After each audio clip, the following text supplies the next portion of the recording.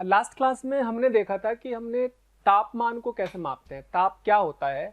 और मैं एक बार फिर से शॉर्ट में आपको बता देता हूँ कि ताप को हमने देखा था कि ताप एक तरह से किसी भी अणु की, किसी बॉडी के अंदर, किसी वस्तु के अंदर किसी अणु की ऊर्जा का मापदंड है कि अणुओं की आंतरिक ऊर्जा कितनी है, प्रत्येक अणु की आंतरिक ऊर्जा बॉडी के अंदर कितनी ज्यादा है। और वो आंतरिक ऊर्जा किसके कारण है? उसके अंदर उसके कंपनों के कारण, उसके अंदर उसकी जो है वाइब्रेशन के कारण, जितने ज्यादा उसके कंपन होंगे उतनी ज्यादा उसकी ऊर्जा होगी। तो वो जो आंतरिक ऊर्जा है उसकी, वही उसका ताप का मापदंड था।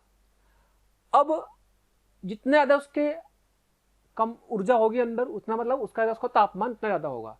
जितनी कम ऊर्जा होगी उतना कम तापमान होगा। इसका मतलब ये हुआ कि तापमान का रिलेशन तो ऊर्जा से है ही, फिर ऊष्मा का क्या मतलब हुआ? तो ऊष्मा जो डिफाइन करते हैं हम, क्योंकि हम यहाँ पर हमने ताप के बारे में जाना, अब हम ऊष्मा के बारे में डिटेल में जानेंगे, जिसको हम बोल रहे हैं कैलोरीमीट्री। कैलोरीमीट्री का मतलब ऊष्मामिति,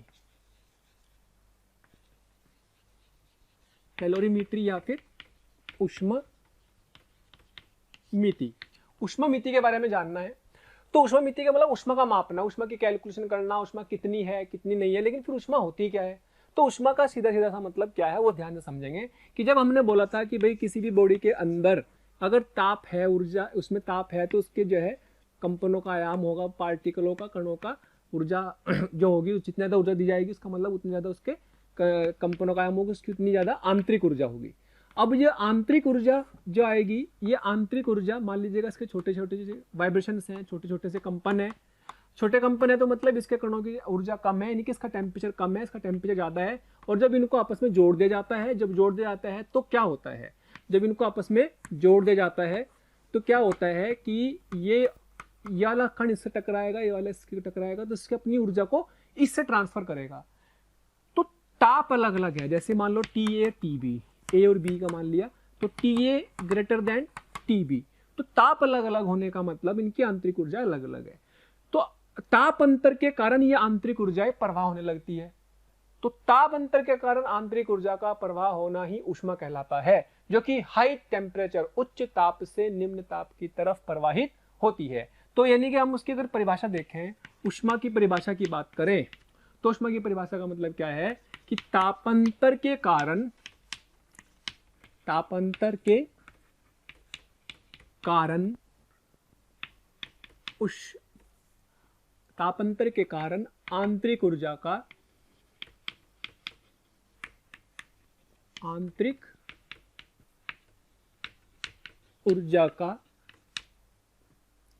उच्च ताप वाली वस्तु से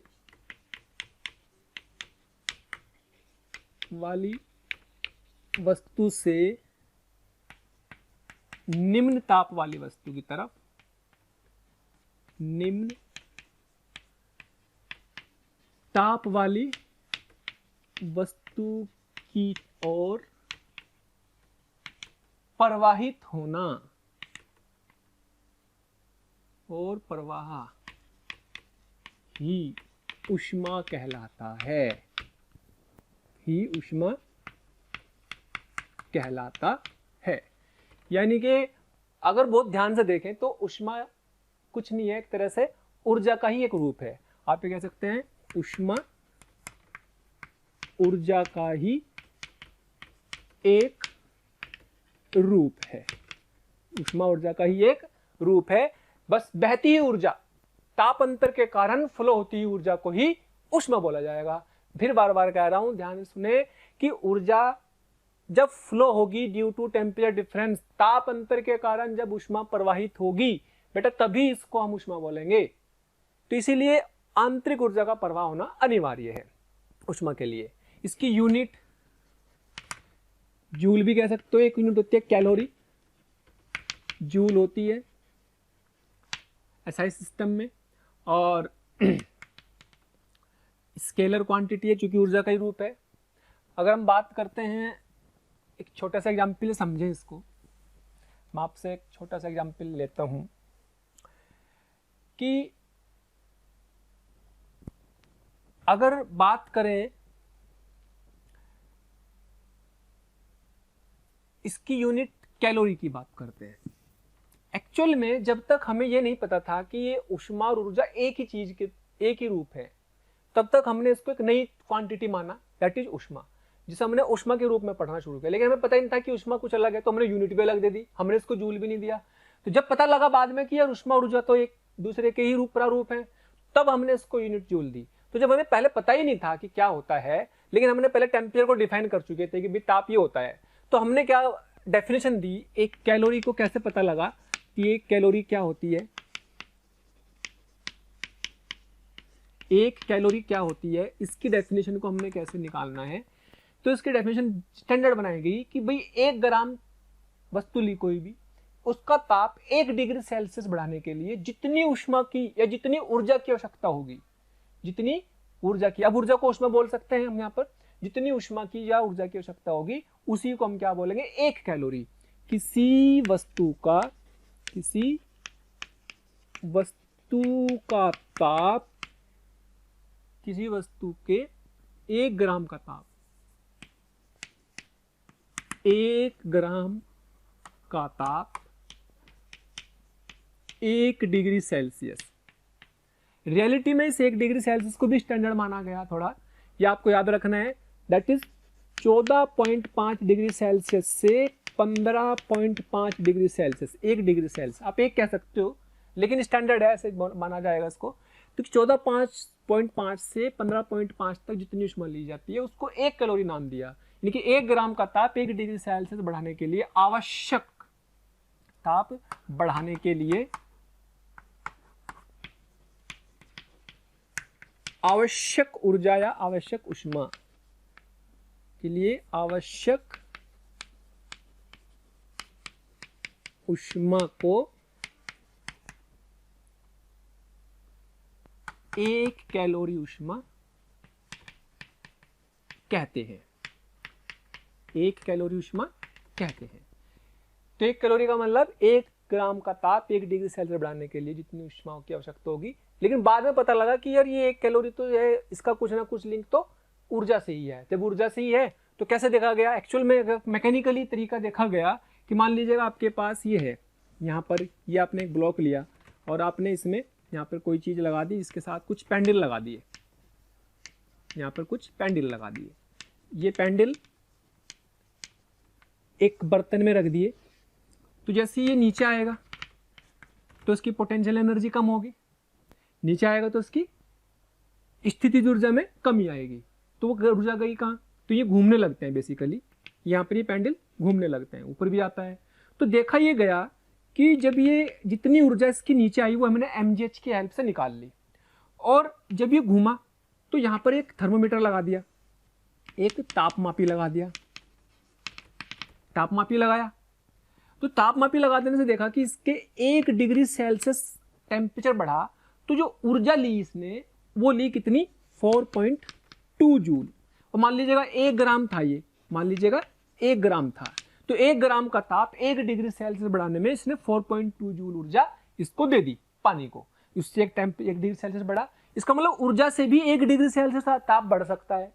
तो इसका मतलब ये होगा कि कैलोरी में ऊर्जा में रिलेशन आ गया। तो ये मैकेनिकल मेथड है, इसी को हम बोलते हैं मैकेनिकल इक्विवेलेंट।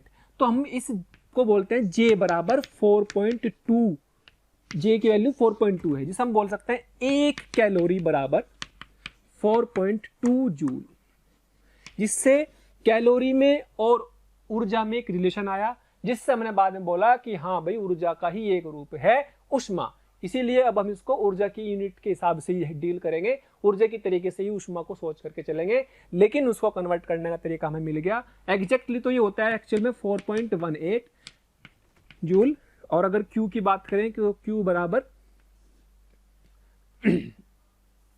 अगर हम बात करें W बराबर J इंटू Q, तो Q यहाँ पर आ जाएगा ये, तो 1 कैलोरी बराबर इतने, और जितने भी कैलोरी होंगे उसमें J से मल्टीप्लाई कर देंगे तो जूल में इसकी यूनिट आ जाएगी। ठीक है, तो यानी कि 4.2 जूल बराबर 1 कैलोरी है। तो जब 1 कैलोरी रखेंगे तो J की वैल्यू कितनी, 4.2 जूल। 2 कैलोरी रखेंगे तो 4.2 इंटू 2 से मल्टीप्लाई करेंगे इतनी जूल, तो यहाँ से मल्टीप्लाई कर देंगे। इसको बोलते हैं इसका यांत्रिक तुल्यांक, जिस J को, J की वैल्यू तो वही है स्टैंडर्ड 4.2, जिसे हम क्या बोलते हैं यांत्रिक तुल्यांक। इसका सीधा सा मतलब ये है कि भाई आपने 1 कैलोरी 4.2 जूल के लिए है, तो 4.2 जूल यहाँ रखी, 1 कैलोरी यहाँ रखी, तो 4.2 जूल और ये 4.2 यहाँ रखा, 1 कैलोरी यहाँ रखी, तो 4.2 इंटू 1 कैलोरी से मल्टीप्लाई किया तो 4.2 जूल आ गई। 2 है कर तो 2 इंटू 4.2 2 जूल आ गई, 2 से मल्टीप्लाई करके आ जाएगा 8.4। ऐसी 3 कैलोरी को कन्वर्ट करना तो 4.2 से मल्टीप्लाई करेंगे, यानी कि यांत्रिक तुल्यांक वो फैक्टर है जो कि ऊष्मा को ऊर्जा में कन्वर्ट कर सकता है, बदल सकता है। सीधे 4.2 से मल्टीप्लाई करो। बस ये फैक्टर जिस तरीके से हम याद रखते हैं कि 1 मीटर में 100 सेंटीमीटर होते हैं, तो कन्वर्ट कर सकते हैं मीटर को सेंटीमीटर में, सेंटीमीटर को मीटर में। वैसे ही हमारे पास ये एक टूल आ गया जिससे कि आप ऊष्मा को ऊर्जा में, ऊर्जा को ऊष्मा में, या कैलोरी को जूल में और जूल को कैलोरी में कन्वर्ट कर सकते हैं।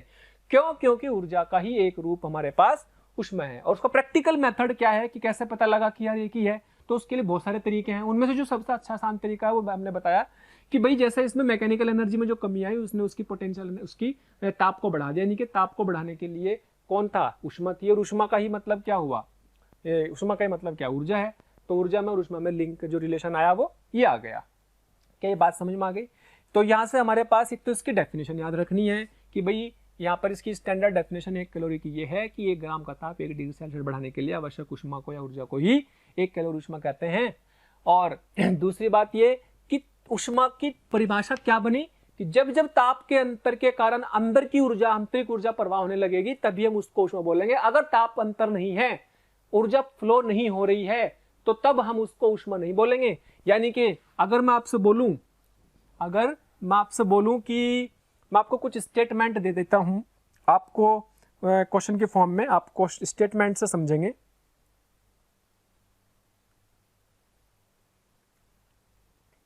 जैसे मान लो मैंने आपको दिया, अगर मैं आपसे बात करता हूं, ये सब बिठा देते हैं,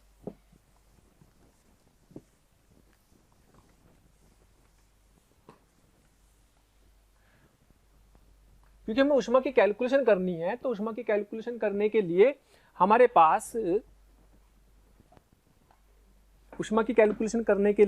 पास ऊष्मा को अच्छे से फील करने की जरूरत है। तो हमारे पास ऊष्मा के लिए एक मान लीजिए एक टेम्परेचर पर 50 पर है कोई भी वस्तु, एक टेम्परेचर पर है हमारे पास 20 पर, ये ए है ये बी है।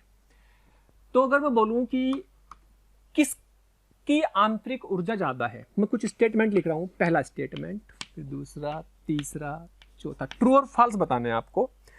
मान लो मैंने बोला कि जो वस्तु ए है, वस्तु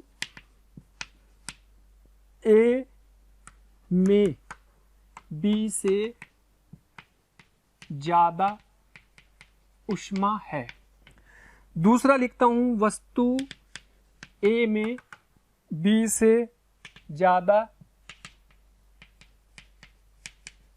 आंतरिक ऊर्जा है।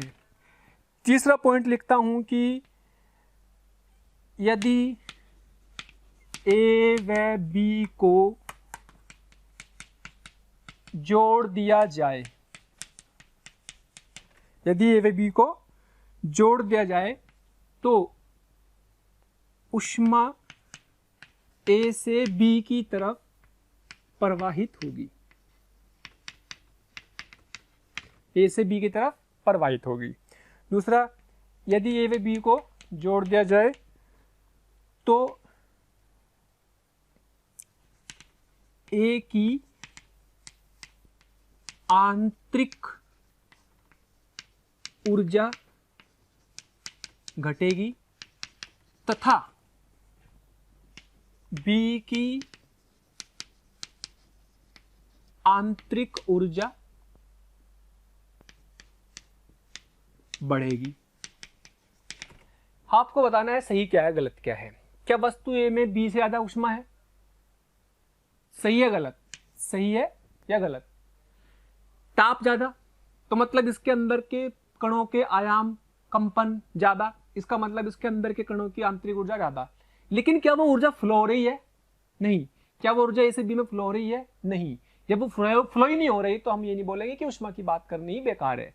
यानी कि अब ऊष्मा इसमें जब इसका ज्वाइन ही नहीं हो रहा, हाई टेम्परेचर डिफरेंस ही नहीं है आइसोलो की तरफ, तो इसका मतलब इसमें ऊष्मा की बात करना समझदारी नहीं है, क्योंकि जब तक ऊर्जा फ्लो नहीं होगी तब तक ऊष्मा नहीं कह सकते। तो हम कह सकते हैं कि ये आपके पास फॉल्स है, गलत है, ये गलत है। प्यारे बच्चों, बहुत बहुत शुक्रिया दिल से आप सभी लोगों का, जो आप लोगों का इतना प्यार मिला, आप लोगों के इतने व्यूज़, इतने सारे लाइक्स, इतने सारे कमेंट्स मिले। मैं ये आपको बताना चाहता हूँ कि जो डिस्क्रिप्शन में लिंक दिया है, प्लीज़ वहाँ जा कर के अपना एनरोलमेंट ज़रूर सुनिश्चित करें।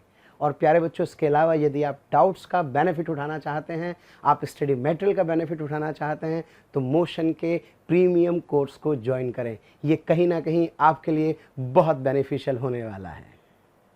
हाँ, ये कह सकते हैं कि ए में बी से ज्यादा आंतरिक ऊर्जा है, ए में बी से ज्यादा, क्योंकि ताप ज्यादा तो अंदर के पार कणों की ऊर्जा ज्यादा है। यस, ये सही है, ए के कणों की आंतरिक ऊर्जा ज्यादा है। अब अगर ए को बी से जोड़ दिया जाए, जोड़ दिया, ए और बी को जोड़ दिया जाए, किसी चालक से ही जोड़ दिया ताकि ऊष्मा ऊर्जा प्रवाह हो सके, ए बी को जोड़ दिया जाए तो ऊष्मा ए से बी की तरफ प्रवाहित होगी। यस, उच्च ताप से निम्न ताप की तरफ ही ऊष्मा प्रवाहित होती है, यानी कि ये बात सही है। और ऊष्मा प्रवाहित होगी, चाहे तो यहाँ ऊष्मा कह दे, चाहे यहाँ पर ऊर्जा कह दे, क्योंकि ऊर्जा का फ्लो ही ऊष्मा कहलाता है, प्रवाहित होगी। यस, ये सही है। अब जब इसमें से इसमें ऊर्जा प्रवाहित होगी तो इसका मतलब स्किन के कणों के आयामों को ऊर्जा कम रह जाएगी, इनकी ऊर्जा बढ़ जाएगी, यानी कि इसके कंपनों का आयाम कम हो जाएंगे, इसकी ऊष्मा, इसकी ऊर्जा कम हो जाएगी। यस, यानी कि इसका मतलब ए की आंतरिक ऊर्जा घटेगी तथा बी की आंतरिक ऊर्जा बढ़ेगी, यानी कि ये वाला भी क्या हुआ, सही है। तो कहने का मतलब ये हुआ, कहने का मतलब पॉइंट ये हुआ कि अपने पास जो भी ऊर्जा की बात की जाती है, अगर मैं बोलूं कि भाई किसी वस्तु में अगर मैं बोलूं किसी वस्तु में ऊष्मा है, तो ये गलत स्टेटमेंट है, क्योंकि ऊर्जा का प्रवाह होना जरूरी है। अगर ऊर्जा का प्रवाह ही नहीं होगा तो इसका मतलब ऊष्मा की बात कर ही नहीं सकते। ठीक है, अगर मैं बोलूं किसी वस्तु के अंदर ऊष्मा स्टोर है, वो भी गलत है, क्योंकि वो ऊर्जा प्रवाह होने वाली को ही ऊष्मा बोलेंगे। हाँ, बोलूं कि आंतरिक ऊर्जा स्टोर है, किसी वस्तु में आंतरिक ऊर्जा स्टोर है। यस, आंतरिक ऊर्जा तो हो सकती है ताप के कारण, लेकिन जब वो आंतरिक ऊर्जा प्रवाही नहीं हो रही तो ऊष्मा की बात तो करना समझदारी नहीं है। तो इसलिए ऊष्मा में, ऊर्जा में अंतर समझ में आना चाहिए। ताप अंतर के कारण ऊष्मा का प्रवाह होना ही, ऊर्जा का प्रवाह होना ही ऊष्मा कहलाता है। मेरे ख्याल से आपको ऊष्मा के बारे में इतनी जानकारी आ गई होगी। अब हमें बात करनी है कि इस ऊष्मा से या इस ऊर्जा से होता क्या है, ये ऊर्जा हमारे पास कैसे कैलकुलेट की जाती है, और इसको कैलकुलेशन करने के लिए क्या क्या डेफिनेशन है, क्या क्या इसके फॉर्मूले हैं। तो पहले तो मैं थोड़ी सी और इसकी थ्योरी में आपको समझा दूं। ऊष्मा के कारण ही अगर हम बात करते हैं, कैलकुलेशन तो करेंगे, न्यूमेरिकल करेंगे, सब कुछ बहुत सारे, लेकिन अगर हम बात करें कि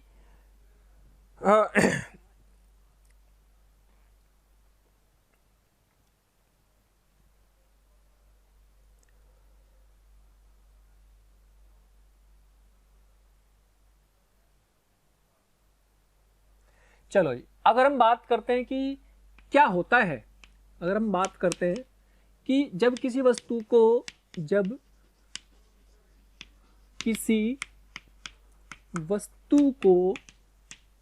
ऊष्मा देते हैं तो क्या होता है,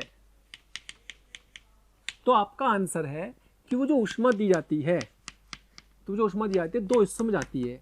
एक तो पोटेंशियल एनर्जी, स्थितिज ऊर्जा में, और एक काइनेटिक एनर्जी, गतिज ऊर्जा में। थोड़ी सी डिटेलिंग जाते हैं, थोड़ा डिटेल में समझते हैं इसको। गतिज ऊर्जा में किसी भी वस्तु में, और स्थितिज ऊर्जा का मतलब उनके कणों की दूरी बढ़ाने में। और ये कणों की दूरी बढ़ाने का मतलब ये हुआ कि एक तरह से उसकी स्टेट चेंज करने में, उसको सॉलिड से उसको जो है उसका ताप में कोई परिवर्तन नहीं होगा, यानी कि ताप में परिवर्तन नहीं होगा, लेकिन उसकी अवस्था में परिवर्तन हो जाएगा। अवस्था में परिवर्तन होगा। और इसमें क्या होगा, गतिज ऊर्जा में जाएगी तो कणों के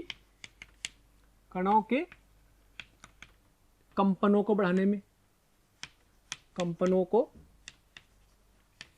बढ़ाने में, कंपनों को बढ़ाने में खर्च होती है। तो इस केस में और कंपनों का बढ़ेगा, ऊर्जा बढ़ेगी, तो इसका मतलब ताप बढ़ेगा, यानी कि सीधे सीधा मतलब ताप से होता है काइनेटिक एनर्जी का, तो ताप में परिवर्तन होगा।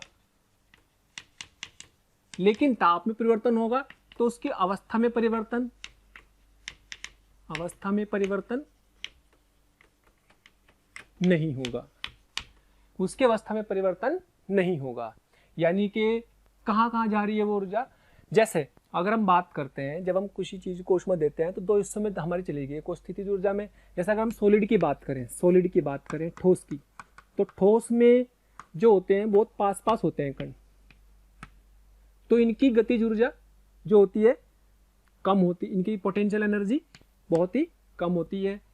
सॉलिड के बाद लिक्विड की बात करें तो इनकी गतिज पोटेंशियल एनर्जी इससे ज़्यादा होगी, और इनके वाली पोटेंशियल एनर्जी गैस के थोड़े से और ज़्यादा होती है।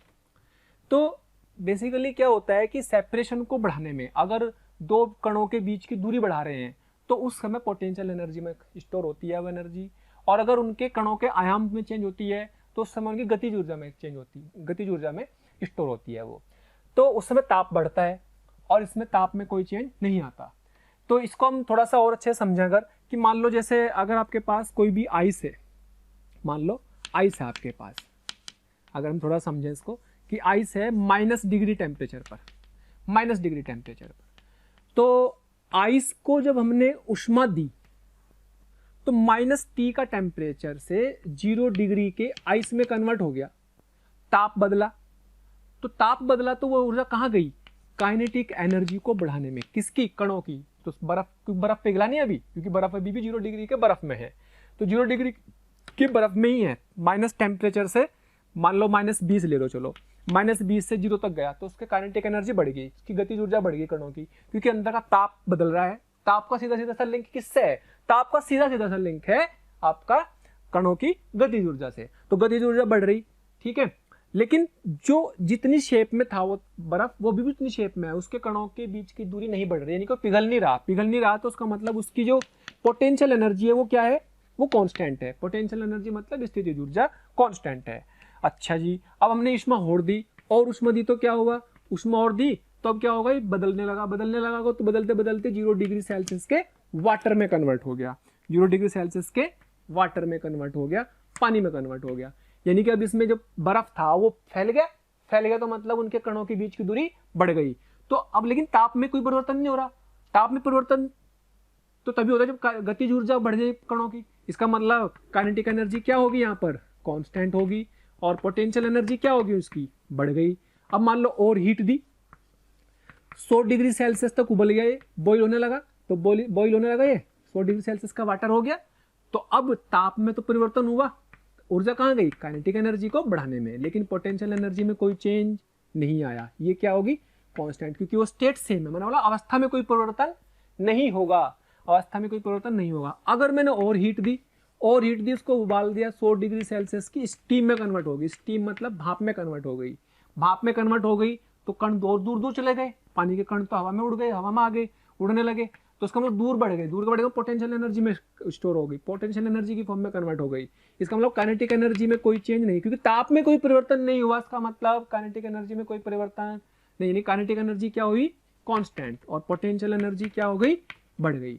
अगर मैं और बोलूं, और ऊष्मा दे देता हूं और 125 डिग्री सेल्सियस की भाप में आ गई है, तो उसका मतलब अब क्या हुआ, ताप बदला तो काइनेटिक एनर्जी बढ़ने लगी और पोटेंशियल एनर्जी कांस्टेंट हो गई, क्योंकि अब वो उसकी स्टेट तो वही है, अवस्था में परिवर्तन नहीं हो रहा। जैसे मैंने यहाँ पर लिखा, उसी को ध्यान समझे, जो वहां पर हो रहा है वही यहाँ पर हो रहा है। इसी चीज के अकॉर्डिंग हमारी जो ऊष्मा होती है किसी चीज के अंदर, वो इस तरीके से चलती है। और बर्फ का और पानी का और भाप का एग्जाम्पल इसलिए लिया क्योंकि हम ऊष्मा मिति को इन्हीं एग्जाम्पलों की हेल्प से सीखेंगे, सारे न्यूमेरिकल इन्हीं से सीखेंगे, लेकिन एक थ्योरेटिकली हमें क्लियर होना चाहिए कि भाई ऊष्मा का होता क्या है। जब हम ताप ऊर्जा देते हैं किसी चीज को तो वो कहाँ कहाँ खर्च होती है। कोई भी सॉलिड होगा वो लिक्विड में कन्वर्ट होगा, वो वगैरह भी होगा, वो अपना कन्वर्ट होकर के गैस में कन्वर्ट हो सकता है, वाष्पित हो सकता है, तो उसके इस तरीके से ऊर्जा का इसमें रूपांतरण होता है। चलिए अब हमारे दिमाग में सवाल आता है कि ठीक है भाई ये सब तो होता है, लेकिन इनको निकाला कैसे, कैलकुलेशन कैसे की जाएगी भाई, ये अपनी यहाँ पर भी ऊर्जा बदल रही है, यहाँ पर भी ऊर्जा में चेंज आ रहा कहीं कहीं, तो किस तरीके से इस ऊर्जा को कैलकुलेट किया जाए, किस तरीके से इस ऊर्जा की कैलकुलेशन को किया जाए। तो उसको कैलकुलेट करने के लिए हमारे पास अब इसके कुछ तरीके हैं, वो हम सीखते हैं, क्या क्या फॉर्मूले हैं उससे निकालते हैं इस वैल्यू को।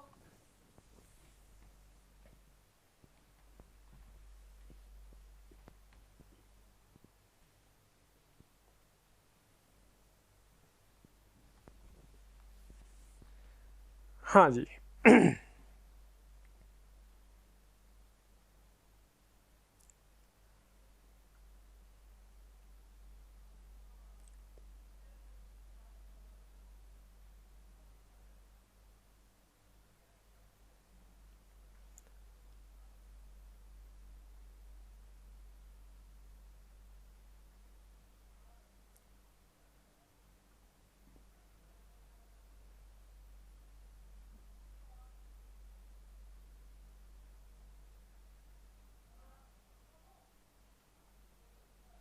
चलो जी,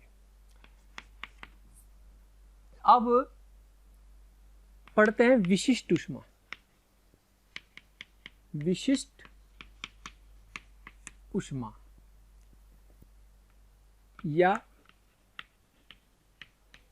विशिष्ट ऊष्मा धारिता, जिसे हम S से भी डिनोट कर सकते हैं, C से भी डिनोट कर सकते हैं, और इंग्लिश में बोलते हैं स्पेसिफिक हीट। स्पेसिफिक हीट और स्पेसिफिक हीट कैपेसिटी और स्पेसिफिक हीट कैपेसिटी। तो स्पेसिफिक हीट और स्पेसिफिक हीट कैपेसिटी या S क्या होती है वो समझना है बहुत अच्छे से। होता क्या एक्चुअल में, हमने क्या करा, हमने बहुत ही एक कंटेनर लिया, एक उसमें कुछ लिक्विड लिया और उसको गर्म करना शुरू कर दिया। तो एक्सपेरिमेंटली मतलब एक्सपेरिमेंट का अकॉर्डिंग हमने जब देखा और प्रयोगों के आधार पर सोचा, एक्सपेरिमेंटली ये देखा कि जो ऊष्मा है, ऊष्मा को हम डिनोट करेंगे कैपिटल Q से, कि जितना इसका द्रव्यमान है, क्या जितना ज़्यादा होगा क्या उसको उतनी ज़्यादा ऊष्मा देनी पड़ेगी?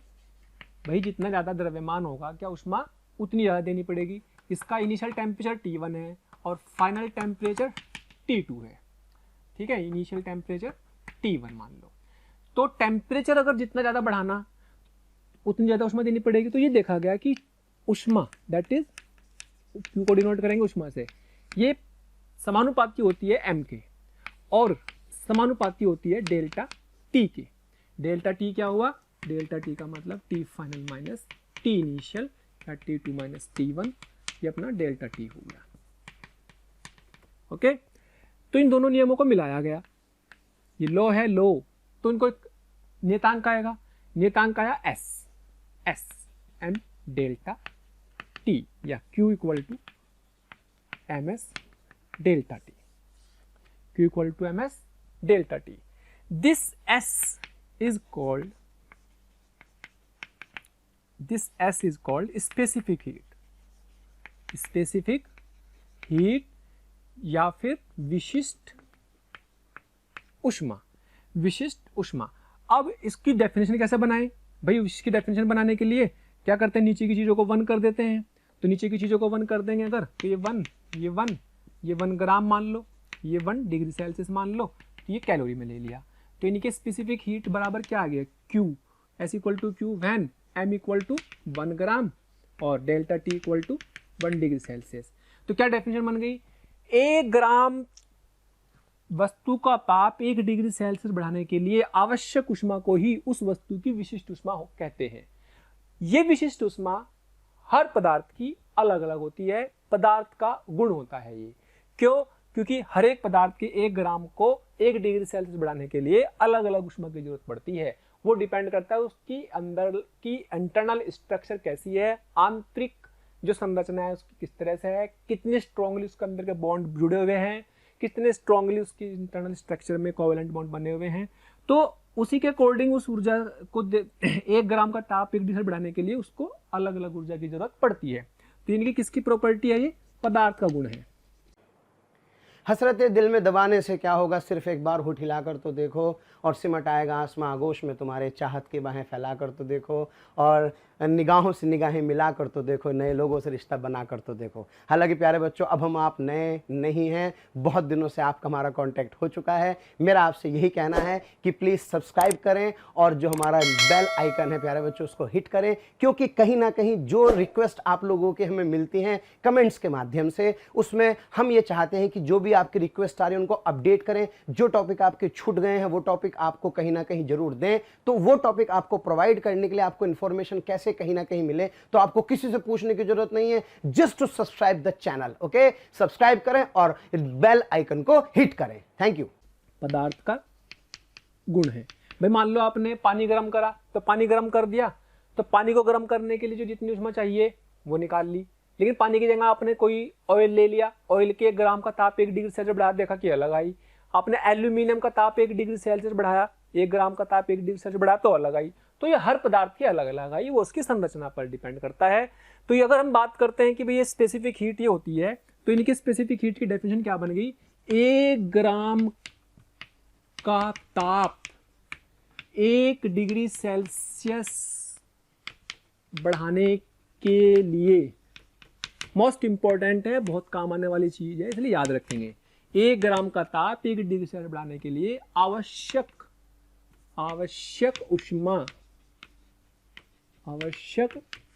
ऊष्मा को विशिष्ट ऊष्मा कहते हैं। विशिष्ट ऊष्मा कहते हैं, यानी कि 1 ग्राम का ताप 1 डिग्री सेल्सियस बढ़ाने के लिए ऊष्मा कितनी? S। 1 ग्राम का ताप 1 डिग्री सेल्सियस बढ़ाने के लिए जितनी ऊष्मा चाहिए उसको S नाम दे देंगे अब, क्योंकि Q ही S के बराबर हो जाएगी। या आप सीधी सी भाषा में ऐसे भी समझ सकते हो कि आप इसी फॉर्मूले को इससे भी निकाल सकते हो, डेफिनेशन से भी। अगर आप डेफिनेशन रट लो तो बड़ा सिंपल सा है, 1 ग्राम का ताप 1 डिग्री सेल्सियस बढ़ाने के लिए आवश्यक ऊष्मा S। अगर मैं बोलूं m ग्राम का ताप 1 डिग्री सेल्सियस बढ़ाने के लिए तो ms, इतनी ऊष्मा चाहिए। अगर बोलूं m ग्राम का ताप डेल्टा t डिग्री सेल्सियस बढ़ाने के लिए कितनी ऊष्मा चाहिए? ms delta t। और यही क्या कहलाती है? कुल ऊष्मा। अरे वो इसी से तो निकाला था, ये इसी डेफिनेशन के अकॉर्डिंग है। तो क्या कहलाती है? कुल ऊष्मा। तो कुल ऊष्मा की कैलकुलेशन आप इससे कर सकते हो, और ये तब लगाना है जब ताप में परिवर्तन होता है। जब जब ताप में परिवर्तन होगा तब तब ऊष्मा की कैलकुलेशन हमें Q बराबर ms डेल्टा t वाले फॉर्मूले से कैलकुलेट करनी है। बिल्कुल रट लें, इस चीज़ को याद रखेंगे। इसकी यूनिट आप कैलोरी भी ले सकते हो और जूल भी ले सकते हो, कन्वर्जन आपको आता ही है, तो उसी के अकॉर्डिंग आप इसकी यूनिट को लिख सकते हैं। कैलकुलेशन तो हम करेंगे, लेकिन थोड़ा सा अभी विशिष्ट ऊष्मा के बारे में थोड़ी और बातें जानेंगे। विशिष्ट ऊष्मा के बारे में थोड़ी और बातें जानने के लिए, जैसे हमें कि भाई किस किस चीज़ों पर ये डिपेंड करती है और उनकी बात करते हैं। तो विशिष्ट ऊष्मा आपको बेसिकली विशिष्ट ऊष्मा ये बताती है कि किसी चीज़ के 1 ग्राम का ताप 1 डिग्री सेल्सियस बढ़ाने में कितना आसान है, कितना मुश्किल है। जितनी ज़्यादा विशिष्ट ऊष्मा होगी, मतलब उसका 1 डिग्री सेल्सियस बढ़ाने के लिए उतनी ज़्यादा ऊष्मा चाहिए। कोई चीज़ जल्दी ठंडी हो जाती है, कोई चीज़ जल्दी गर्म हो जाती है, यानी कि उसके 1 ग्राम का ताप 1 डिग्री सेल्सियस बढ़ाने के लिए, मान लो कोई चीज़ जल्दी, किसी चीज़ का टेम्परेचर आपने 1 ग्राम लिया, 2 अलग अलग चीज़ें ली 1-1 ग्राम की, तो एक जल्दी ठंडी और एक जल्दी, एक का टेम्परेचर 1 डिग्री सेल्सियस जल्दी आ गया, एक का एक थोड़े से टाइम लगा। कारण क्या है? विशिष्ट ऊष्मा। यानी किसी चीज़ का विशिष्ट ऊष्मा जितनी ज़्यादा होगी, मतलब उसका 1 डिग्री सेल्सियस बढ़ाना उतना ही मुश्किल काम है। या किसी चीज़ की विशिष्ट ऊष्मा जितनी ज़्यादा होगी, उसका 1 डिग्री सेल्सियस कम करना, घटाना, 1 डिग्री सेल्सियस घटाने में उसमें से निकालनी गई ऊष्मा उतनी ही मुश्किल काम होगा उसके लिए। जितनी विशिष्ट ऊष्मा कम, मतलब उतनी जल्दी ठंडा गर्म हो जाएगा। खैर, अब बात करते हैं कि इस विशिष्ट ऊष्मा कुछ चीज़ों की हमें याद भी रखनी है, हमें दी भी रहेगी। तो अगर हम बात करें वाटर की विशिष्ट ऊष्मा की, तो वाटर की विशिष्ट ऊष्मा S ऑफ वाटर, पानी की विशिष्ट ऊष्मा होती है 1 ग्राम पर 1 calorie per gram degree Celsius. तो यूनिट आपने देख ली, एस बराबर क्या आया था, Q upon M into delta T, that is calorie per gram degree Celsius, calorie per gram degree Celsius. और ये वाटर के लिए होती है, और ये किस पर होती है, वाटर की भी 4 डिग्री सेल्सियस पर होती है। जनरली हम इतनी मानते हैं, थोड़ा बहुत टेम्परेचर चेंज हो भी आता है तो भी इसमें 1 में कोई ज़्यादा अंतर नहीं आता। 1.000 या 0.9999 होती है, थोड़ा सा अलग अलग टेम्परेचर पर, तो हम उसको 1 ही मानते हैं सभी टेम्परेचर पर। लेकिन स्टैंडर्ड जो प्रैक्टिकली जो हमने उसको निकाला है वो 1 calorie per gram degree Celsius 4 degree Celsius पर आती है।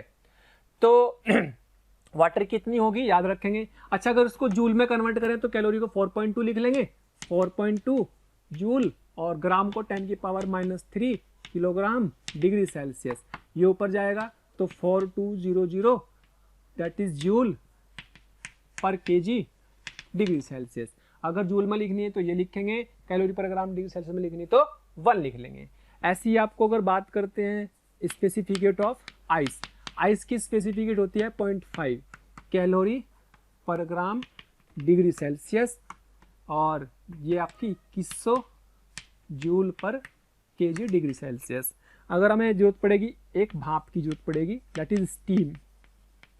स्टीम की स्पेसिफिकेट होती है 0.47 calorie per gram degree Celsius, जिसे अप्रोक्सीमेटली हम 0.5 calorie per gram degree Celsius use करेंगे। आप ये समझ लो कि ज़्यादातर इसकी वैल्यू जो होती है वो 1 से कम ही होती है ज़्यादातर, हालांकि हाईएस्ट होती है हाइड्रोजन के लिए होती है, लेकिन अपने काम आने वाली स्पेसिफिक हीट 1 से कम वाली आएंगी कैलोरी पर वाली में, और अपने काम की चीज़ें ज़्यादातर होगी, और ये आपको दी रहती है, या तो निकलवाएगा दी रहेगी। मैक्सिमम जब भी हम पानी की, बर्फ़ की और भाप की बात करेंगे तो हम ये मान करके चलेंगे कि हमें इनकी वैल्यूज़ पता है, ठीक है, हमें इनकी वैल्यूज़ पता है। यानी कि 1 ग्राम पानी लोगे अगर, तो उसके 1 डिग्री सेल्सियस बढ़ाना है तो आपको 1 कैलोरी उसमें देनी पड़ेगी। ऐसे ही अगर आपको बर्फ है, बर्फ के 1 ग्राम का ताप 1 डिग्री सेल्सियस बढ़ाने के लिए केवल 0.5 कैलोरी उष्मा की जरूरत पड़ेगी। ये आपको इसका मतलब है। विशिष्ट उष्मा का सीधा सीधा मतलब समझ में आ गया कि विशिष्ट उष्मा का मतलब है कि जितनी ज्यादा विशिष्ट उष्मा का मतलब उतना ज्यादा उसका एक टेम्परेचर 1 डिग्री सेल्सियस बढ़ाना, जितनी विशिष्ट उष्मा कम उतना आसानी से उसका एक टेम्परेचर 1 डिग्री सेल्सियस को आप चेंज कर सकते हो, ठीक है। अच्छा, एक तो ये विशिष्ट उष्मा आ गई ये वाली। दूसरी चीज होती है अपने पास मोलर विशिष्ट उष्मा। मोलर विशिष्ट उष्मा, ये भी समझ लेते हैं, कहीं कहीं इसकी भी जरूरत पड़ेगी, हालांकि इसको हम थर्मोडायनेमिक्स में पढ़ेंगे डिटेल में, लेकिन थोड़ा सा बता देता हूँ। मोलर विशिष्ट उष्मा का मतलब क्या है, जैसे मान लो नाइट्रोजन से समझते हैं, फॉर एग्जाम्पल नाइट्रोजन का एटॉमिक नंबर 20, जैसे हमने क्या डेफिनेशन दी, 1 ग्राम का ताप 1 डिग्री सेल्सियस बढ़ाने के लिए आवश्यक उष्मा ही विशिष्ट उष्मा है। 1 ग्राम का ताप 1 डिग्री सेल्सियस बढ़ाने के लिए आवश्यक उष्मा ही विशिष्ट उष्मा है। तो 1 ग्राम की जगह 1 मोल कर दिया जाए कि 1 मोल का ताप 1 डिग्री सेल्सियस बढ़ाने के लिए आवश्यक उष्मा ही आपकी क्या कहलाएगी, विशिष्ट उष्मा कहलाएगी, मोलर विशिष्ट उष्मा। तो जैसे मैं बात करता हूं 1 ग्राम का ताप 1 डिग्री सेल्सियस बढ़ाने के लिए आवश्यक उष्मा, दैट इज एस। अच्छा, इस एस को बोल सकते हैं ग्राम स्पेसिफिक हीट, ग्राम विशिष्ट उष्मा। इसको क्या बोलेंगे, ग्राम विशिष्ट, क्योंकि ग्राम के हिसाब से चल रहे हैं। अगर मैं बोलूं कि भाई 1 ग्राम की जगह मैं 28 ग्राम ले लूं, 28 ग्राम का ताप 1 डिग्री सेल्सियस बढ़ाने के लिए, तो क्या करेंगे, 28 से मल्टीप्लाई कर देंगे, 28 से मल्टीप्लाई। और 28 ग्राम क्या है इसका, 28 ग्राम का मतलब 1 मोल हो गया। नाइट्रोजन की अगर बात करें तो नाइट्रोजन का तो 1 मोल हुआ ना, तो मैं कह सकता हूं कि इस बात को, इस स्टेटमेंट को ये लिखा जा सकता है कि भाई 1 मोल 1 ग्राम नाइट्रोजन का ताप, 28 ग्राम नाइट्रोजन का मतलब 1 मोल नाइट्रोजन का ताप 1 डिग्री सेल्सियस बढ़ाने के लिए कितनी, 28 एम। यानी कि मोलिकुलर मास, जो मोलिकुलर मास दिया हुआ था मुझे 28, उससे मल्टीप्लाई कर दो ग्राम स्पेसिफिक हीट को, ग्राम विशिष्ट उष्मा को, तो आप कह सकते हैं कि मोलर स्पेसिफिक हीट, मोलर विशिष्ट उष्मा, मोलर विशिष्ट उष्मा किसके बराबर आएगी, मोलिकुलर मास इंटू एस, यानी कि ग्राम विशिष्ट उष्मा में मोलिकुलर मास से मल्टीप्लाई कर दो तो आपके पास जो है इसकी विशिष्ट उष्मा मोलर विशिष्ट ऊष्मा की फॉर्म में आ जाएगी। और मोलर विशिष्ट ऊष्मा के लिए से कुछ नहीं करना, मोलर मास से मल्टीप्लाई करना है ग्राम। इसको आप सी से भी डिनोट कर सकते हैं, सी से लिख सकते हो, सी मोलर लिख दो चाहे, है ना। तो इस तरीके से आपको इस चीज़ का ध्यान रखना है। तो अब इसको थोड़ा सा और लेके चलते हैं, ये तो आपको याद रखनी है सब।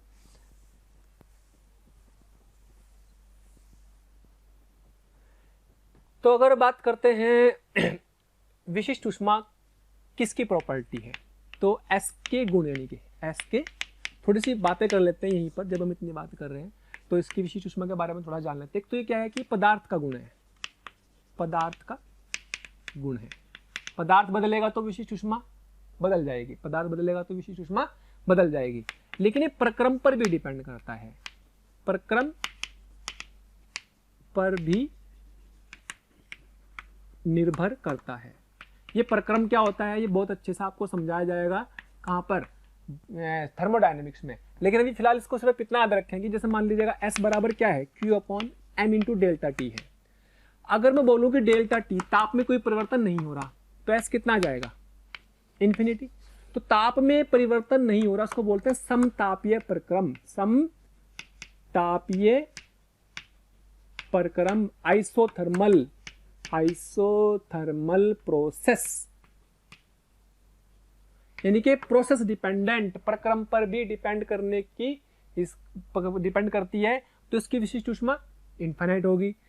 वही पदार्थ के लिए अगर हम बात करें Q बराबर M डेल्टा टी, मान लो ऊष्मा का स्थानांतरण हुई ना, ऊष्मा का प्रवाह हुई ना, जैसे थर्मोफ्लास्क है, ऊष्मा का प्रवाहित ना हो, तो उस केस में अगर Q को जीरो कर दे तो S क्या आ जाएगी, जीरो आ जाएगी।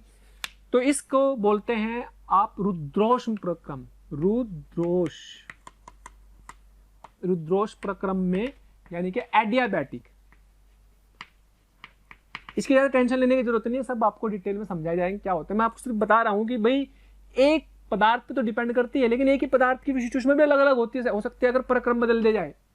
एक ही पदार्थ की विशिष्ट ऊष्मा भी अलग अलग हो सकती है अगर प्रक्रम को बदल दिया जाए। तो जैसे आपके पास यहाँ पे इसकी विशिष्ट ऊष्मा जीरो हो सकती है, इन्फिनिटी, यानी कि कुछ भी हो सकती है इसकी वैल्यू, और एक फिक्स ताप पर और एक फिक्स उस पर कोई ना कोई वैल्यू आएगी। अच्छा, तो ये इसलिए आपको याद रखना है कि किस पर डिपेंड कर रही है, प्रक्रम पर निर्भर करती है, पदार्थ का गुण होती है, और अगर ताप में कोई परिवर्तन नहीं होती, इन्फिनिटी भी हो सकती है, जीरो भी हो सकती है कि पदार्थ के लिए, इस तरीके से इस पर ये डिपेंडेंसी होती है। क्लियर? अच्छा जी, अब इसकी बात करते हैं, चलो इसकी यूनिट और डायमेंशन की बात कर लेते हैं थोड़ी सी, इसकी यूनिट और वीमा की बात करते हैं।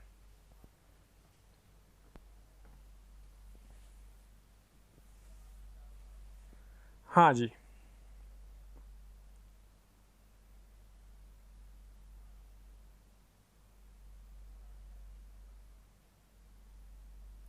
चलो जी, अगर बात कर रहे हैं हम वीमा की,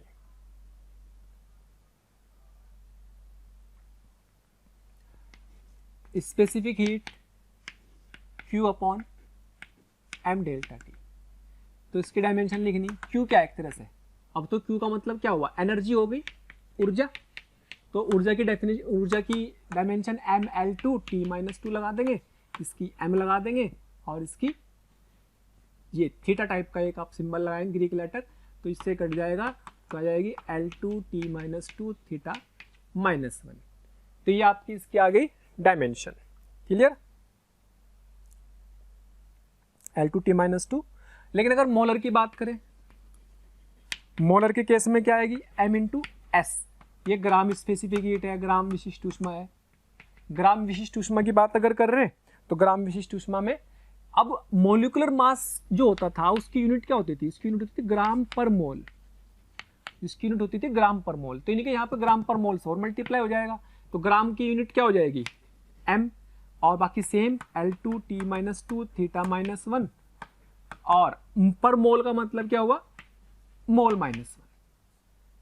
तो ये डायमेंशन कहलाएगी C मोलर। मोलर का मतलब उसकी मोलर विशिष्ट ऊष्मा, मोलर विशिष्ट ऊष्मा को निकालना है तो ग्राम विशिष्ट ऊष्मा में सीधे सीधे इससे और मल्टीप्लाई करना पड़ेगा, विशिष्ट ऊष्मा।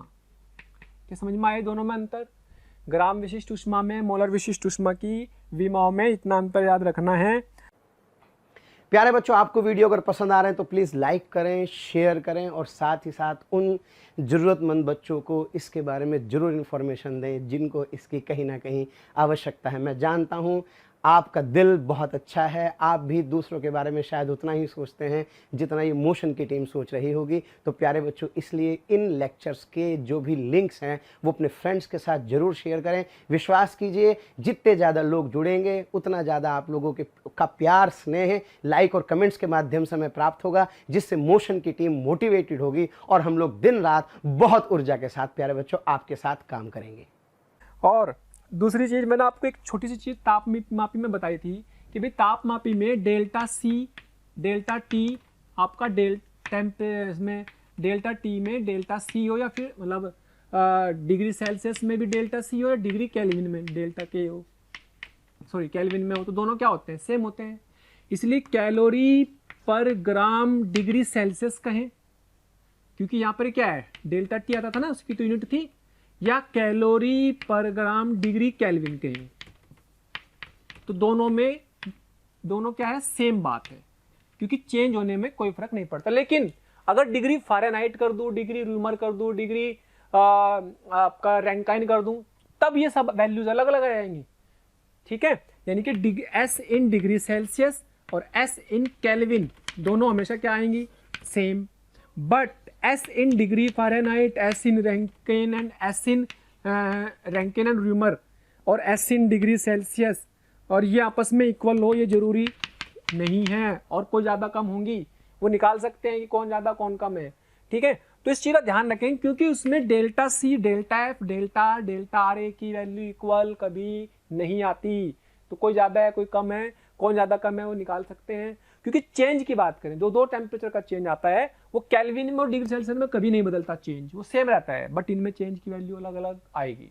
इसका मतलब आपको इस चीज़ का भी ध्यान रखना है कि स्पेसिफिक या कोई भी यूनिट हो जहाँ पर भी टेम्परेचर में चेंज आ रहा हो, किसी भी यूनिट में आए हीट में, तो वहाँ पर आपको डिग्री सेल्सियस और केल्विन के चेंज में तो कोई दिक्कत आएगी नहीं, डायरेक्ट सब्ट्रैक्शन में, डायरेक्ट घटाने में।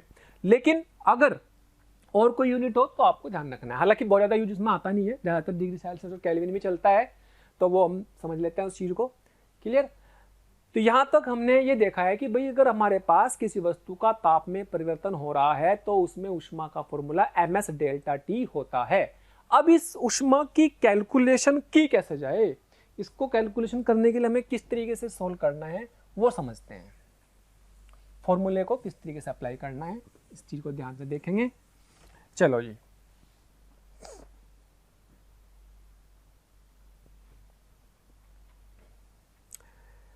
एक चीज और हम पढ़ते हैं अब, गुप्त ऊष्मा।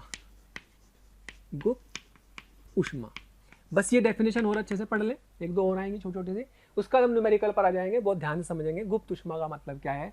गुप्त ऊष्मा जैसे उसमें अभी हमने जो ऊष्मा दी थी Q बराबर ms डेल्टा टी, उसमें ताप में परिवर्तन हो रहा था, तो वो ऊष्मा जा कहाँ रही थी? ताप में परिवर्तन होने का मतलब किस कौन सी ऊर्जा में परिवर्तन हो रहा? क्या उसकी आंतरिक ऊर्जा में परिवर्तन हो रहा? यस, उसकी आंतरिक ऊर्जा में काइनेटिक एनर्जी बदल रही, तो उसकी आंतरिक ऊर्जा में काइनेटिक एनर्जी की वजह से परिवर्तन हो रहा है, बट उसकी पोटेंशियल एनर्जी में कोई चेंज नहीं हो रहा था, क्योंकि ताप में परिवर्तन हो रहा बट अवस्था में परिवर्तन नहीं हो रहा है। जब अवस्था में परिवर्तन नहीं हो रहा, ताप में परिवर्तन हो रहा है, तो उस केस में तो वहां पर उसकी गतिज ऊर्जा में चेंज हो रहा था। लेकिन अगर अवस्था में परिवर्तन हो लेकिन ताप में परिवर्तन ना हो, अगर ताप में परिवर्तन नहीं होगा, केवल अवस्था में परिवर्तन होगा, तो उसके केस में हमें वो ऊष्मा कहीं ना कहीं तो जाएगी, तो हम उसको बोलेंगे कि ये हमारे पास गुप्त ऊष्मा में जा रही है। तो क्या बोला गया कि मान लो जैसे हम बोलते हैं कि भाई हमारे पास ये आइस है, 0 डिग्री सेल्सियस का आइस है, अगर 0 डिग्री सेल्सियस का आइस को हमने हीट दी और ये पहले किस में कन्वर्ट होगा, 0 डिग्री सेल्सियस के वाटर में, तो टेम्परेचर में कोई चेंज नहीं आया, नो चेंज इन टेम्परेचर, ताप में कोई परिवर्तन नहीं है। जब ताप में परिवर्तन नहीं हुआ तो Q बराबर ms डेल्टा से काम नहीं चलेगा। जब ताप में परिवर्तन नहीं हुआ तो फिर इसका मतलब ये ऊर्जा गई कहाँ? जितना भी द्रव्यमान था उसको दी गई ऊष्मा, तो ऊष्मा जितनी भी ज्यादा द्रव्यमान होगा उसके प्रोपोर्शनल होगी। इसका मतलब जो ऊष्मा होगी this is proportional to m। तो यहाँ से एक कांस्टेंट आता है, दैट इज, इस L को ही बोलते हैं गुप्त ऊष्मा, दैट इज कैलोरी पर ग्राम या फिर जूल पर केजी आप यूज कर सकते हैं। तो ये कहलाती है आपकी गुप्त उष्मा, और उसकी डेफिनेशन क्या बन जाएगी, L बराबर Q अगर M बराबर 1 हो जाए, यानी कि 1 ग्राम का ताप, सॉरी 1 ग्राम वस्तु की अवस्था परिवर्तन, क्योंकि ताप तो बदल ही नहीं रहे, अवस्था परिवर्तन, 1 ग्राम वस्तु की अवस्था परिवर्तन करने के लिए, अवस्था परिवर्तन करने के लिए आवश्यक उष्मा को ही, आवश्यक उष्मा को ही उसकी आवश्यक उष्मा को ही वस्तु की गुप्त उष्मा कहते हैं।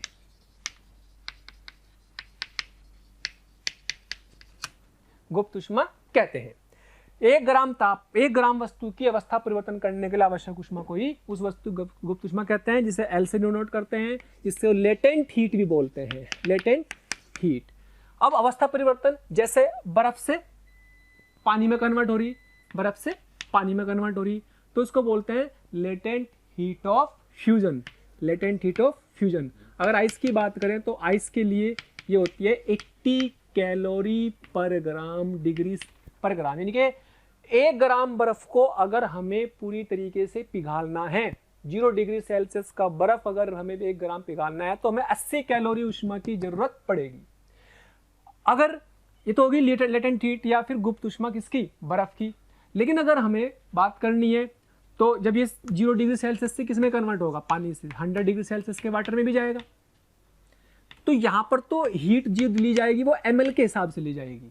लेकिन यहाँ पर टेम्परेचर में परिवर्तन हुआ, लेकिन अवस्था वही रही, अवस्था वही रही। जब अवस्था वही रही तो यहाँ पर कौन से फॉर्मूले से लेगा उष्मा की बात, ms डेल्टा टी से। लेकिन अगर यही वापस फिर 100 डिग्री सेल्सियस की भाप में कन्वर्ट हो तो क्या ताप में परिवर्तन हुआ? नहीं। इसका मतलब फिर से उष्मा गई कहाँ, जब ताप में परिवर्तन नहीं आया। अरे जब ताप में परिवर्तन नहीं आया तो उष्मा कहीं तो गई, इसका मतलब ये हुआ ये भी यहाँ पर ml गई, लेकिन यहाँ पर ये भाप में बदल गई, वेपोराइजेशन में। That is called latent heat of vaporisation, यानी कि भाप की गुप्त उष्मा, वाष्पन की गुप्त उष्मा। वाष्पन की गुप्त उष्मा की बात अगर करें तो इसकी वैल्यू होती है 540 अप्रॉक्स 540 कैलोरी पर ग्राम। तो ये आ गई आपकी भाप की गुप्त उष्मा। ये आपको याद भी रखनी है कि भाई बर्फ कितनी होती है, बाकी सबकी दी रहती है, सबकी अलग अलग होगी, ठीक है। तो अगर एक छोटा सा एग्जाम्पल से, अब हमें इसमें इस बात का ध्यान रखना है कि जब भी कोई कैलकुलेशन करनी है तो हमें देखना है कि ताप में परिवर्तन हो रहा है या नहीं। अगर ताप में परिवर्तन हो रहा है तो ms डेल्टा टी से ऊर्जा की कैलकुलेशन करनी है। अवस्था में परिवर्तन हो रहा है तो Q बराबर ml से कैलकुलेशन करनी है। उसी के हिसाब से हमें उसकी कैलकुलेशन को सोल्व करके कुल उष्मा की वैल्यू निकाल सकते हैं। अब अगर मान लो मैं बोलूं कि भाई आपके पास -20 डिग्री का आइस है, बर्फ है, जिसका मान लो 10 ग्राम का ये बर्फ है। अब ये बर्फ को मैंने गर्म करना शुरू किया। क्वेश्चन बना देते हैं इसका। क्वेश्चन क्या होगा कि -20 डिग्री के 10 ग्राम बर्फ को 120 डिग्री के भाप में, 120 डिग्री की भाप में बदलने के लिए आवश्यक उष्मा की गणना करो। आवश्यक उष्मा की गणना करो। अब ये उष्मा की गणना करनी, चलो जी बिल्कुल सिंपल। अब इसमें क्या करते हैं ये देखना है कि कहाँ पे ताप बदल रहा है, कहाँ पे अवस्था बदल रही है, उसी के हिसाब से हम इसमें इस फॉर्मूले को लगा करके इसकी कैलकुलेशन करेंगे। तो सवाल समझ में आ गया होगा। सवाल का मतलब है कि आपको कितनी उष्मा आएगी अगर -20 की बात करें, -20 डिग्री सेल्सियस का 10 ग्राम आइस। तो सबसे पहले क्या होगा, क्या सबसे पहले ये -20 का आइस 0 डिग्री के आइस में कन्वर्ट होगा? यस। तो क्या ताप में परिवर्तन हुआ? यस। ताप में परिवर्तन हुआ तो ये उष्मा लेगा Q बराबर ms डेल्टा टी से, और m हुआ 10 ग्राम। s की वैल्यू जो होती है आइस के लिए 0.5, और टेम्परेचर डेल्टा टी कितना, डेल्टा टी कितना आया 0 माइनस डेल्टा टी आएगा इसका 0 माइनस ऑफ -20 दैट इज 20।